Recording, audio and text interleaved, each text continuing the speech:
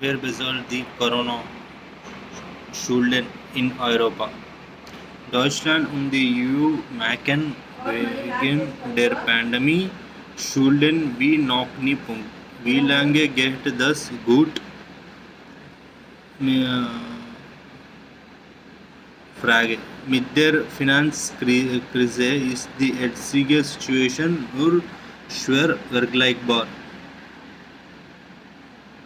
Punkt. Band regiert aus Brüssel.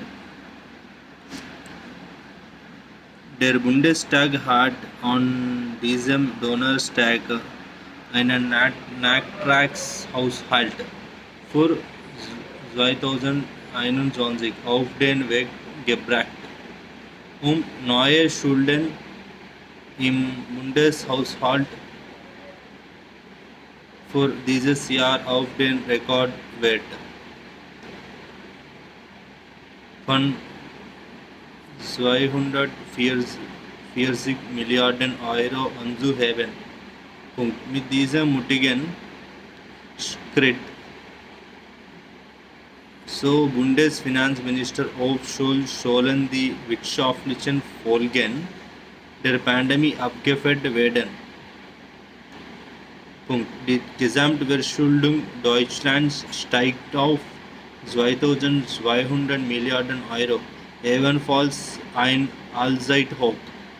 Die Schuldenquote, also die Höhe der Schulden im Verhältnis zur Wirtschaftsleistung, liegt 2021 bei rund 80%. Punkt. Mit dieser Schuldenenergie ist Deutschland keineswegs allein. Punkt. Alle EU-Staaten gehen wegen der Pandemie in der Wollen. Punkt. Die Schulden trugen sich von Finnland bis Griechenland auf. Punkt. Die Europäische Statistikbehörde Eurostat teilt mit, dass die Schuldenquote der Staaten im Euroraum im Durchschnitt in diesem Jahr bei fast 100% liegen wird. Punkt. Tendenz steigend. Stabilitätspakt bleibt ausgesetzt. Moment mal, da gibt es doch den Stabilitäts- und Wachstumspakt der Eurozone, der den Mitgliedern eine Schuldenquote von maximal 60% vorschreibt. Bei einer neuen Verschuldung von 3%. Diesen Stabilitätspakt hat die EU wegen der schweren Rezession ausgesetzt. Und zwar bis mindestens Ende des Jahres, so EU-Währungskommissioner Paolo Gentiloni. Und auch im kommenden Jahr wird das wohl so bleiben, heißt es von Gentilonis Mitarbeitern. Die Krise wird weiter mit enormen Schulden bekämpft. Wie lange kann das gut gehen? So lange wie nötig. Das meint der Chef der Wirtschaftspolitischen Denkfabrik Bruegel, Guntram Wolf in Brüssel. Ich denke, es geht erstmal auf jeden Fall so weiter. Wie die Lage einschätze, werden die Regeln auch noch nächstes Jahr ausgesetzt werden. Das ist auch sinnvoll, solange wir uns noch in einer konjunkturellen Ausnahmesituation befinden. Anders als in der Finanzkrise vor 10 Jahren seien die Schulden diesmal weniger problematisch, sagt Guntram Wolf in Gespräch mit der Deutsche Welle. Die Zinsen für Staatsanleihen sind anders als damals sehr niedrig. Die Kosten für Schulden sind für die Staatskassen also gering. Die Gefahr, dass die Zinsen steigen, sieht Guntram Wolf nicht, solange Notenbanken wie die Europäische Zentralbank bei ihrer Expansive Politik bleiben. Das heißt Geldrücken und den Markt damit fluten. Finanzexperte Wolf, das Entscheidende ist Wachstum. Aus den Schulden wachsen. Ein Problem für die Stabilität des Euros sieht der Brüsseler Experte derzeit nicht. Und wer bezahlt am Ende die Schulden zurück? Die Antwort sei einfach, meint Guntram Wolf. Das Entscheidende bei hohen Schulden ist immer die Wachstumsrate. Erzielt man höheres Wachstum,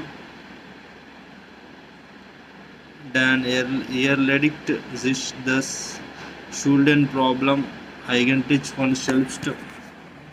Austeritätspolitik hilft bei hohen Schulden ja nur sehr begrenzt.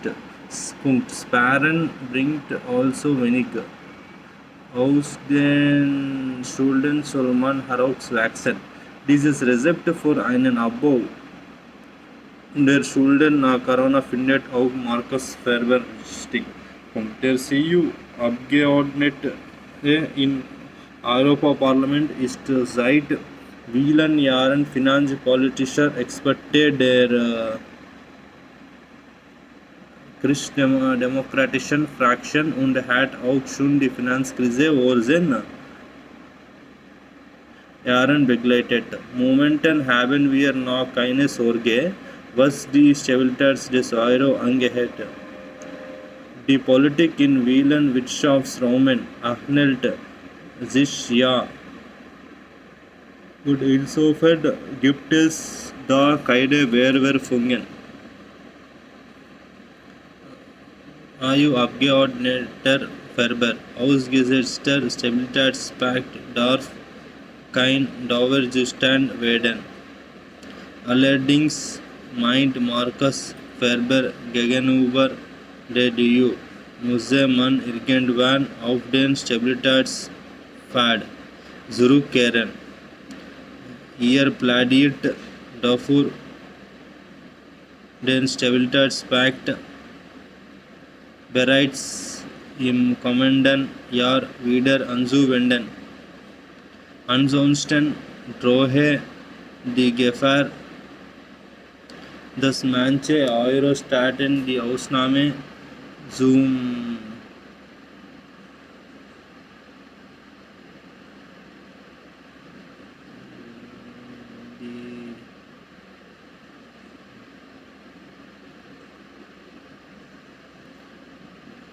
die von der EU beschlossene gemeinsame Schuldenaufnahme von 750 Milliarden Euro zur Finanzierung des Corona-Aufbaufonds müsse ebenso eine einmalige Aktion bleiben, fordert Markus Ferber. Wer meint, seinen Haushalt besser sanieren zu können, will ihr die Schuldenberge nach Europa verschiebt, der wird scheitern. Denn auch die müssen von den Mitgliedstaaten wieder abgetragen werden.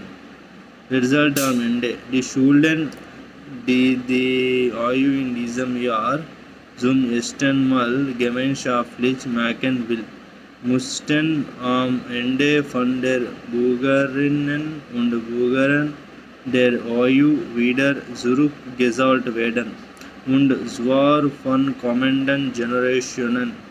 So Bruegel, Finanzexperte Guntram Wolf. Darum frözeln manche EU-Diplomaten in Brüssel. Heiße der Aufbaufonds auch nächste Generation EU. Griechenland steuert auf 200% Schuldenquote zu, Italien auf 180%. Wäre das vor der Corona-Krise passiert, wurden alle Alarmglocken skrillen. Doch jetzt bleiben sowohl Guntram Wolf als auch der Abgeordnete Ferber im Falle Griechenlands Eher das Land habe sich in den letzten 10 Jahren ausreichend saniert. Wohnt sehr hohen Schulden gehe trotzdem keine Gefahr für die Eurozone aus, meint Finanzexperte Wolf.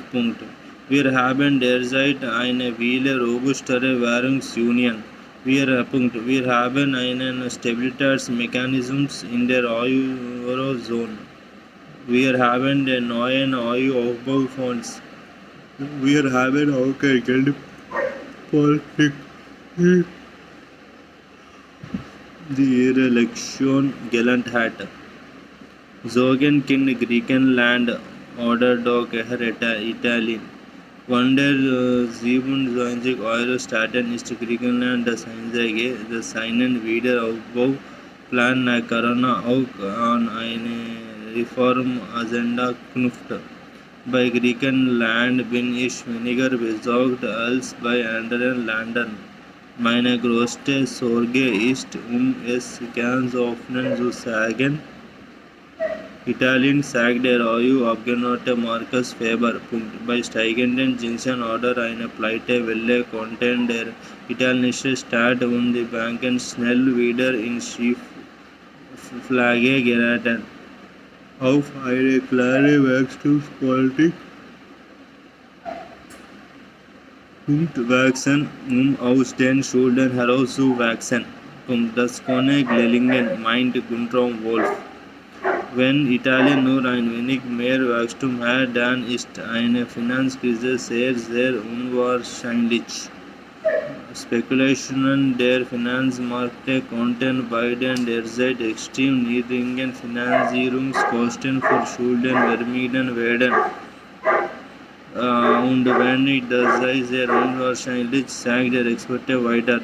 Alle großen Länder der Erde, allen voran die USA, verschuldet sich im Moment. Die Schuldenquote der USA wird 2022 Wolf auf 133% hochstellen. Die Notenbanken sorgen für billiges Geld.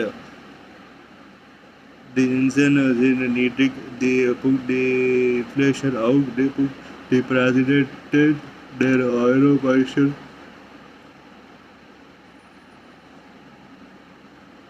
Zentralbank Christine Lagarde ermutigt zusammen mit ihren Kolleginnen und Kollegen aus aller Welt dazu, diesen Kurs erst einmal durchzuhalten. Die Maßnahmen so früh zu beenden wäre falsch und würde zu einem Sprung über eine Klippe führen, sagt Lagarde immer wieder auch den EU-Finanzminister. Also weiter Schulden machen. Nach der Pandemie sieht man weiter.